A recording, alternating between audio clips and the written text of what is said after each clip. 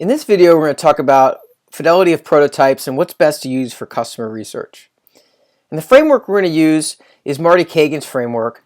Marty is just a great product person. He was the first product manager at eBay and led their product team through their explosive growth. He's had a number of amazing product roles and worked with great companies. He also wrote a great book called Inspired: How to Create Products That Customers Love, which I highly recommend. It's a really, really good book. And he has a great way of looking at prototypes. He breaks it down into 4 different types. The first is a feasibility prototype.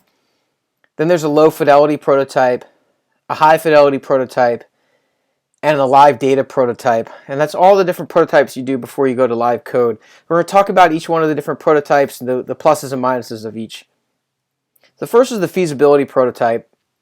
And the goal of that is to experiment. It's done by the developers, and the goal is to experiment with technology and determine what's achievable, and do it early on so it can help inform product decisions and design decisions. It helps developers resolve implementation risks and assess feasibility. It does require developer time, but it's really, really important to do. The next is the low fidelity prototype, which can be done in Balsamiq or some very basic, mock-up tools.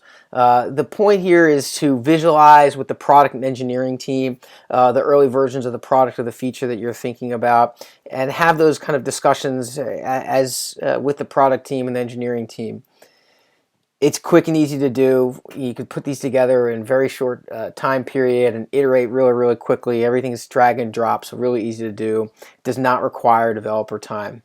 The limitation is that you don't want to use this to validate with customers and even stakeholders. Some stakeholders are not really good at looking at these. Even if you make them interactive, some stakeholders really struggle with, if they're not hardcore product people, they really struggle with but this is not what I want them to look like, and so you just want to be careful with where you use this. But there's definitely a lot of value in low fidelity prototyping if it's used properly.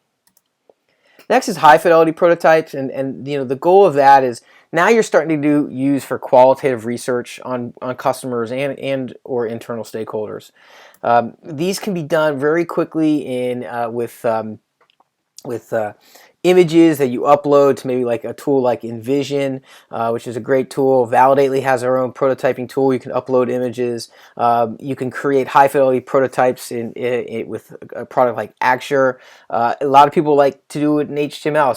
Some UX designers love HTML and like to do their prototyping in HTML. So very easy and quick to do. It doesn't require developer time, and you can do really rich qualitative research.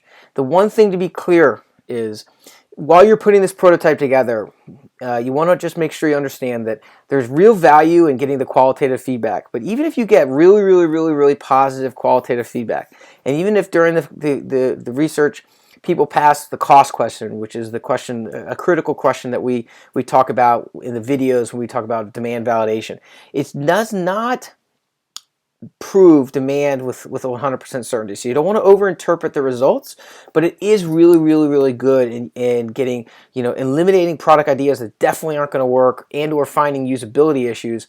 But you just don't want to overinterpret the feedback you get from high fidelity to say this is guaranteed going to work. Everyone's going bonkers over this prototype.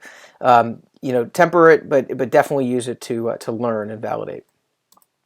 And then there's the live data prototype, and this is really the same thing as the high fidelity prototype.